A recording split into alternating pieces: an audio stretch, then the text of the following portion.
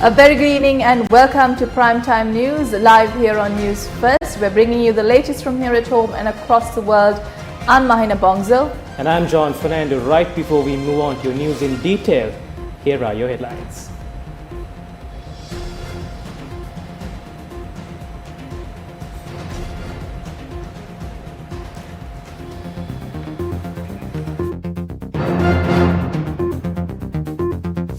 Three factions, including students, staged protests opposite the presidential secretariat.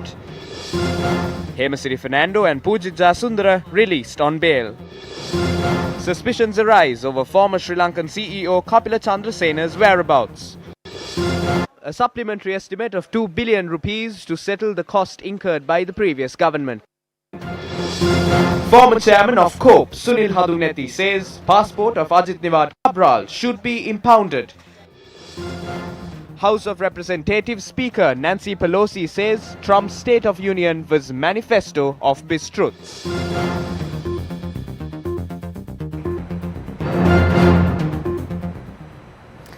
And now for those stories in detail. Heavy traffic congestion was reported close to the presidential secretariat due to 3 protests staged citing several demands. Those representing the Sri Lanka Institute of Advanced Technological Education, Ceylon Petroleum Corporation and Training Project Assistants joined the protest. More than 1,500 students of Sri Lanka Institute of Advanced Technological Education staged the protest close to the Presidential Secretariat, demanding to bring the institute under the purview of the Ministry of Higher Education. Protesters who marched from the Vihara Mahadevi Park handed over a list of demands to authorities, which include increasing the Mahapola scholarship installment and ensuring the right of the higher national diploma students to study until the degree qualification. Although an invitation for a discussion was extended to the students protesting opposite the presidential secretariat, the protest ended without a solution. A group of Ceylon Petroleum Corporation employees who were terminated from employment staged a protest, demanding the government to reinstate them in their jobs. They arrived at the Presidential Secretariat today for the 7th day. Although they were promised a solution today, the protesters staged the protest following failed discussions with the subject minister. Another group of project assistants staged a protest, citing that they have not been given jobs even after appointment letters had been given to them.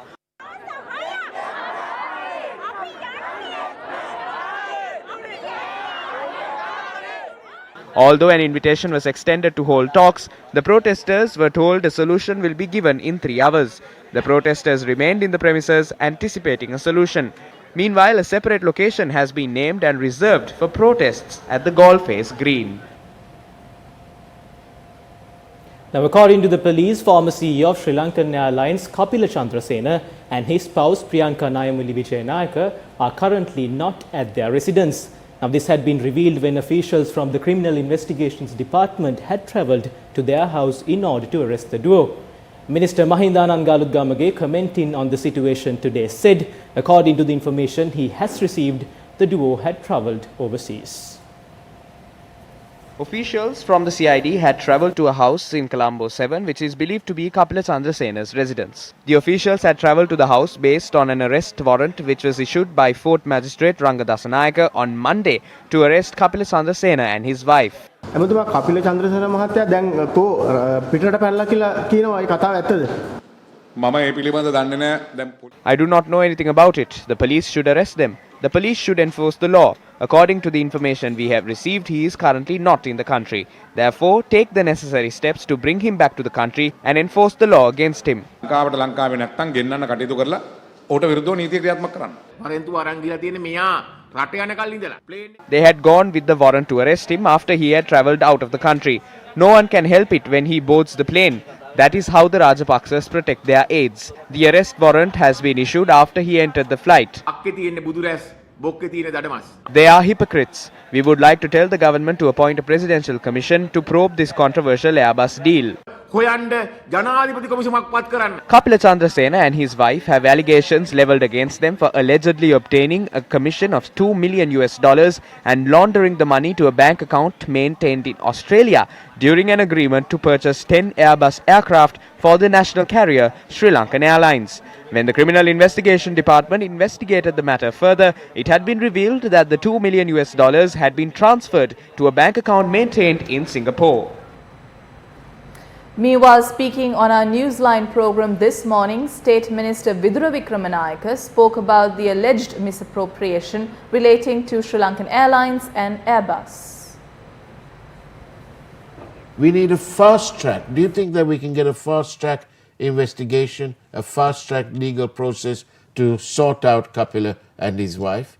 Whether we like it or not, we got to do it. Whether that is in the system or not, we have to have something of that nature. And this is the time I appeal to His Excellency President. Please, now you can intervene to make this happen. Yes. This is the time that you should intervene. Exactly. And will you be contacting the President this morning to urge that they take immediate action against Airbus? You have to. I think I personally do believe, not only as a part of the government or as a minister, but as a responsible person, a citizen of this country. I have to. That is why I appeal to him in public. Now, former governor of the Central Bank and current senior economic advisor to the Prime Minister, Ajit Niwad Cabral, says all probes which were conducted into the Central Bank bond scam, including the forensic audit report which was released, had not been carried out in an independent manner. Now, addressing a media briefing held at the Temple Trees today, he said since an organized crime had taken place during the bond transactions, it should be investigated by the police. The forensic audit reports state that several relatives of mine had held various positions. It was not because of my position as the governor of the central bank that they were assigned to those positions. Nihal Fonseca is a stalwart in the banking sector. He was the managing director of DFCC Bank. Amal Cabral is a former director of HNB. Shivani Tambaya, who is my niece, is the managing director of the Renuka Hotel Group. Sunil Vijay is my brother-in-law. The report states he is the chairman of NDB. Ranil Vijay is the director of the Bank of Ceylon. That is the allegation I have against me. Dara Vijay Tilaka is my wife's sister. Claims have been brought up against me saying that she was at Sampath Bank. Chatura Cabral is my son. The claim he has against him is that he was part of the board of directors at Valuable Power and Fortress. Then the forensic audit report connects it to Dhammika Pereira. They claim my sister Shiromi Pereira was employed at Perpetual Capital Holdings. She resigned from her position on the 8th of March 2015, the minute she heard about the bond scam. She acted in an honorable manner. She has not stolen a cent. My wife, Roshini Cabral, was the deputy chairman of Lanka Hospitals. For some reason, that too is included in the report. These are my family members. Ravi Tambaya is the chairman of Renuka Hotel. I trust my family members. They are professionals. My father is a doctor. There is, however, one person who is connected to the bond scam who happens to be related to me. That is Ranil Wickramasinghe. I am revealing that today. I am somewhat ashamed to say it. However, I will boast about the rest of my family members. මම ඒ ගැන අද හෙළිදරව් කරනවා. ඉතින් මට ටිකක් ලැජ්ජයි ඒ ගැන කියන්න. අනිත් අය ගැන මම බොහෝම ජාරුවෙන් කිව්වට Ajit Niwad Cabral also spoke regarding the firms which had prepared the forensic audit reports. මේ විගණනය කරලා තියෙන සමාගම් දෙක. Both the firms which conducted this audit are from India. One is KPMG India and the other is BDO India. Look into these two firms on the internet. Both those firms have allegations leveled against them for scams which those firms had carried out. The central bank had appointed those firms against such a backdrop. One allegation is bribery, and because of another allegation, the Indian government had said they will ban KPMG India for a period of 5 years. While the Indian government is acting in such a manner against an Indian company, the Central Bank of Sri Lanka assigns them to conduct forensic audits. My opinion is that this should be handed over to the police. This inquiry should be done through the police. මේවා සම්පූර්ණයෙන්ම බාර දෙන්නට ඕනේ පොලිසියට. සිය හරහා මේ inquiry එක කෙරෙන්නට ඕනේ. ඒකේ සාධාරණ පරීක්ෂයක් වෙන්න කොහොමද කවද? පොලිසියට තියෙනවා දැන් මේ ඔක්කොම තොරතුරු පොලිසියට හොයාගන්න පුළුවන්. පොලිසියට ගිහලා ප්‍රශ්න කරන්න පුළුවන්. එයාට බලතල තියෙනවා. ඒක ඔබතුමාට බැරිද මේ පිළිබඳව පොලිසිය පැමිණිලි කරන්න ඕනේ. The aggrieved party should lodge the complaint. I am only revealing the details. You brought up facts and showed that losses were incurred. The same way you say losses were incurred through these 1105, say that profits were obtained through the 2183 as well. We will see after that. සූතුනෙන් ලාභුණයි කියලා කියන්නේ. ඔය ඊට පස්සේ ඔබතුමාගේ ওই තත්ත්වෙම ගත්තොත් එතකොට ඕකම ගන්න පුළුවන්.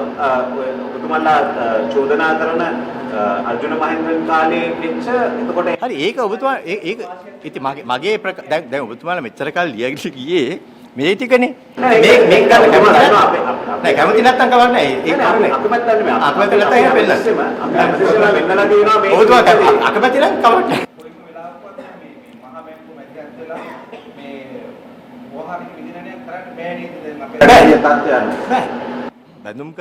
No, the report of the Bond Commission has made a remark regarding a forensic audit being conducted. If that is to be done, who should do it? The Auditor General. ඒක කලිය යුත්තේ කවුද විගණාධිපතිතුමා මේ වෙච්ච කර්ම පිළිබඳව හොඳින් අධ්‍යයනය කරන්න සුදුසුම ආයතනය කියලා ඔබ යෝජනා කරන්නේ. මම කියන්නේ පොලිසිය.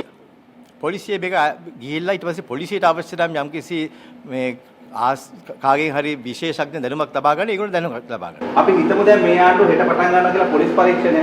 ඒතර ඔබතුමා ඇවිල්ලා අගමැතිතුමාගේ ජ්‍යෙෂ්ඨ උපදේශකයා ආර්ථික විභාග. එහෙම තියෙද්දි අපිට විශ්වාස කරන්න පුළුවන්ද මේක සාධාරණව ඔබතුමා කාලේ වෙච්ච වැරදි සම්බන්ධයෙන් හොයයි කියලා? ඔබතුමන්ලාගේ නාලිකාවට නම් විශ්වාස කරන්න බෑ. මම කියන්නේ නෑ නාලිකා ප්‍රශ්නයක් තමයි තියෙන්නේ. රටේ ජනතාවට විශ්වාස කරන්න පුළුවන් වෙන විදිහට ඒ පරීක්ෂණය කරන්න ඕනේ. මම කියන්නේ ඒකයි. ඔය වුණාට මෙතනදී කතා කරන්නේ මේ මහ ජනතාවගේ මේක පබ්ලික් පෙන්ෂන් ෆන්ඩ් එකක්. ඒකෙන් ලොස් එකක් වෙලා තියෙනවානේ. ලොස් එකක් වෙලා නෑනේ මහත්මයා. ඔබතුමා මේක පිළිගත්තේ නැති වුණාට අන්රියලයිස් ප්‍රොෆිට් එකක් තිබුණේ. දැන් අරගොල්ලොත් කියන්නේ හයිපොතටිකල් ලොස් එකක්. අපි කියන්නේ හයිපොතටිකල් ප්‍රොෆිට් එකක්. ඔබතුමාගේ තර්කය අනුව එහෙමනම් ඒක ඔබතුමා මගේ තර්කය කියන මට කියන්න දෙන්නේ. ඔබතුමාගේ තර්ක කියන්නේ. හරිද? ඔබතුමාගේ තර්කය ඔබතුමාට එකක් හරියන්නේ නැත් එකක් වරදින්නත් දෙයක් නැහැ. ඒතකොට ඔබතුමාගේ මින්ෙන් මනිනවා නම් මේක වැරදි නම් ඒකත් වැරදි. ඒතකොට ඒක වැරදි නම් මේකත් වැරදි නෙමෙයි. I understand that you have to carry out your duty. Even your chairman has told you. මේක සභාපති කතාවක් නෙමෙයි. මේක මහ ජනතාවට ආගමික කියන්නේ මහ ජනතාවගේ සල්ලිනේ. After saying this, that is not an issue. ඒකට ඔයගෙට කියලා ලකුණු ටික දාගන්න පුළුවන්. ඒක ප්‍රශ්නයක් නෑ මට. When Newsfirst exposed the central bank bond scam in 2015, many were the brickbats that were hurled at us at the time.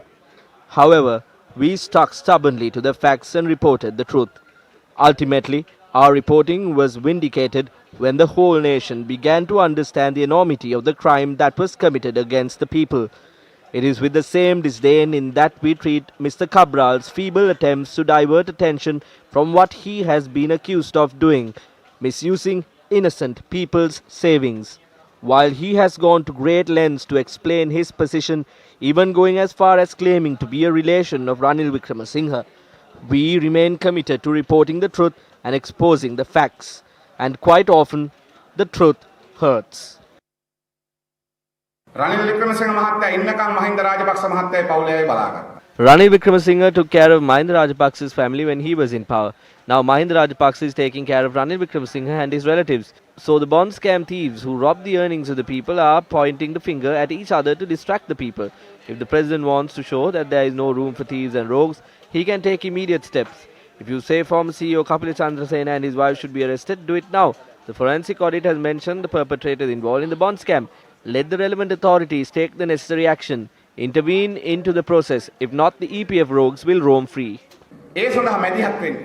එහෙම නැත්නම් වෙන්නේ සේවකාර්ථ සාධක අරමුදලේ කොල්ලකරුවන් තවදුරටත් නිදැල්ලේ ඉන්න තමයි මේ ලෑස්ති වෙන්නේ. අජිත් නිවාඩ් කබ්‍රාල්ගේ කාලේ වෙච්ච ඒවා ගනුදෙනු 2015 ඉඳලා 16 දක්වා ඇලෝසියස් ගේවා අර්ජුන මහේන්ද්‍රන් ගේවා තමයි. If they are saying that what happened during Cabral's time were transactions and what happened from 2015 to 2016 were fraud committed by Arjuna, Aloysius and Mahendran, we can ask them to start from there, then bring him to courts. If this report was compiled to take to courts, even if you start with the loss incurred in 2015 and 16, it has to go all the way. You cannot stop halfway. Because Aloysius' company was registered in 2014, the governor at the time was Ajit Niwad Cabral. His sister was a part of the board of directors, so both these situations end in the same place. They are both in the same grave. So that's why I'm going to say that this grave was not dug alone. They did it together. If this was a treasure, it was robbed by those representing the UNP and SLFP, both, when they were in power. බලේ ඉන්නකොට ඒ දෙගොල්ලම හවුලේ. Arjuna මහේන්ද්‍රන්ගේ passport එක අධිකාර Because the court could not obtain Arjuna Mahendran's passport, he left the country. So, if there is an independent judiciary, the first thing they should do before arresting Kapila Chandrasena is to issue an order asking Ajit Niwad Cabral to hand over his passport to courts. Ajit Niwad Cabral's passport should be taken by the courts, passports of those who are mentioned in the audit report. This court case should be taken up. This will be debated in Parliament.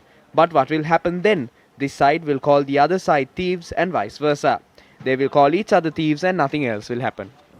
ඒ පැත්තේ මේ පැත්තට හොරා ගියයි මේ පැත්තෙන් ඒ පැත්තට හොරා ගියේ. දෙගොල්ලට හොරා ගියා ගනීවි මොකුත් වෙන්නේ නැහැ. ශ්‍රී ලංකා නිදහස් පක්ෂ විදියට කවදා කොහේ As the SLFP, we do not approve or condone any misleads of any nature. We fought claiming that this scam took place. It will have to be investigated and at one point legal action will have to be taken. There are limitations in the COPE committee's power and the parliament's power. They will have to go to a legal consideration beyond that. And that point only will the forensic audit come into consideration. They are confusing this. They have to tie it down to a proper factor. What they are doing is confusing things. This is the problem. If there are shortcomings in other areas, we must look into those areas. We must, however, take this before the law. අනිත්‍යගේ මොන හරි අඩුවක් තියෙනවා නම් හොයන්න. හැබැයි මේ නිශ්චිත කාරණේ අරගෙන අපි යන්න ඕන නීති ඉස්සරහට. අද වෙලා තියෙන්නේ ඔය කියන perpetual. What has happened today is that this perpetual treasuries company has been established during their government under the guidance of Ajit Niwad Cabral. When we look at it, all those who work in those banks have worked for these organizations.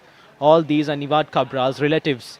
The big robbery has been revealed. The government is silent. අවුරකම එළියට එනවා දැන්. දැන් ආණ්ඩුව නිහඬයි. බැඳුම් කර වංචාවට වගකියුතු The brain behind the bond scam did not flee the country. He was allowed to flee the country by the leadership in the country at that time. The leadership supported it. They have to take responsibility for it. They are trying to sneak out of it. I asked the officials in this government to work to implement the law with regard to this individual as soon as possible. කරන්න කියලා මම රජයේ බලධාරීන්ට මේ අවස්ථාවේදී ප්‍රකාශ කරනවා. Meanwhile, Prime Minister Mahinda Rajapaksa speaking in Parliament said the Central Bank and the Attorney General must take action with regard to the forensic audit report. බැදුම් කර වංචාව හා අදාළ ඕහාරික විගණන සම්බන්ධව මහ බැංකුව හා නීතිපතිවරයා විසින් අවශ්‍ය නීතිමය පියවර ගත යුතුයි. ඒ රජයේ ස්ථාවරයයි. The Speaker informed the Parliament today that the House has received the annexes and exhibits related to the forensic audit report. Lanka මහ බැංකුව විසින් 2015 වර්ෂයේදී සිදු කරන ලද භාණ්ඩාගාර A Presidential Commission of Inquiry to inquire into the bond issuance of January 2015 was appointed, and on the 21st of January the report was tabled in Parliament as per a recommendation by the Commission. However, as there were missing annexes and exhibits, I made a request to the Governor of the Central Bank to hand them over. As such, discs containing the 56 annexes and the reports containing more than 10,000 pages have been presented to all parliamentarians for their perusal. 3 hard copies of the same are also available in the Parliamentary Library. ගරු පාර්ලිමේන්තු මන්ත්‍රීවරුන්ගේ පරිශීලනය සඳහා පාර්ලිමේන්තු පුස්තකාලයේ තබා ඇති බවත් දැනුම් දීමට කැමැත්තෙමි.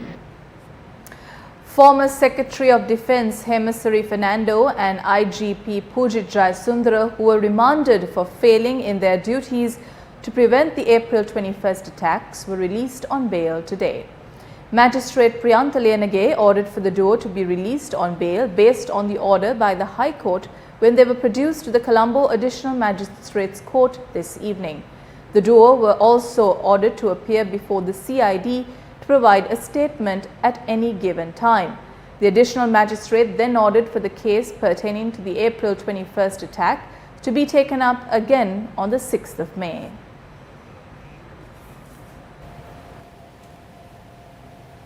Now, the parliamentary group of the United National Front has decided to appoint Ranjit Madduma Bandara as the General Secretary of the new political movement to be formed under the leadership of opposition leader Sajith Premadasa.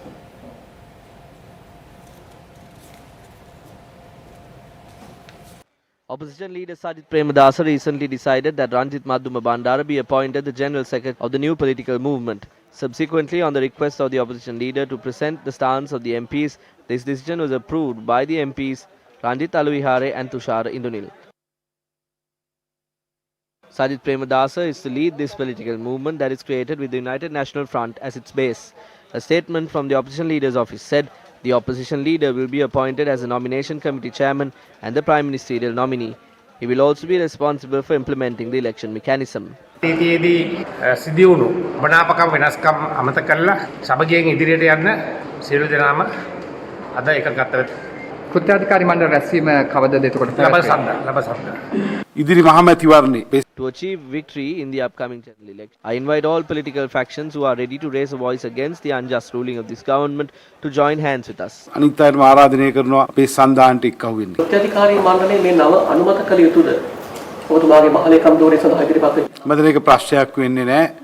ඒ සම්බන්ධව අපි සාකච්ඡා කරේ අපි ප්‍රසිද්ධියේ ප්‍රකාශ කරන්න කැමති නැහැ. ඔබතුමාලාගේ එක්සත් ජාතික පක්ෂයේ 4 දෙනෙක්ට කෘත්‍යාධිකාරී මණ්ඩලයෙන් ඉවත් කිරීමක් කරලා තියෙනවා. ඒ සම්බන්ධයෙන් ඔබතුමාලා යම්කිසි ක්‍රියාමාර්ගයක් කරන් තියනවද? ඒ අයට ඊළඟ කෘත්‍යාධිකාරී මණ්ඩලයේ ගොඩක් දුරට සම්බන්ධ වෙන අවස්ථාව ලැබේ.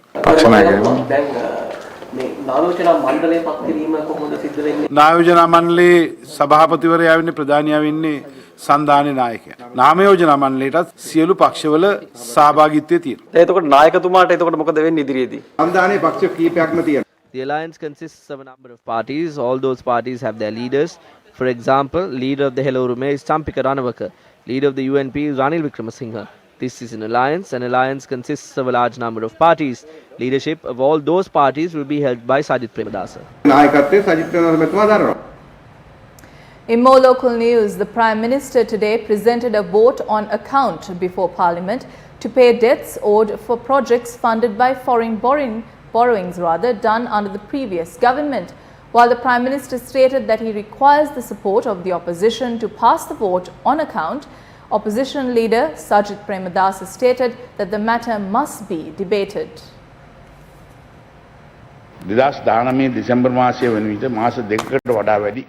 I will now present the expenses that were borne until the end of December 2019 that have not been settled. The Ministry of Health currently owes Rs 25.7 billion to suppliers for medicines that they have supplied.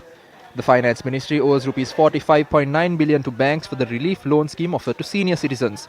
A sum of 23.9 billion is owed to fertilizer suppliers to cover the expenses that were related to the fertilizer subsidy, which has led to the breakdown in the supply of fertilizer. Bills amounting to 5.5 billion is owed for the purpose of recurrent expenses, including the armed forces. 18.4 billion is owed to contractors for the purpose of road construction. 6.8 billion rupees must be paid to contractors for urban development. 2.8 billion rupees must be paid to contractors of school development programs. The Gamperaliya program, Northern Regional Development and Resettlement projects have led to 3.1 billion rupees left to be paid.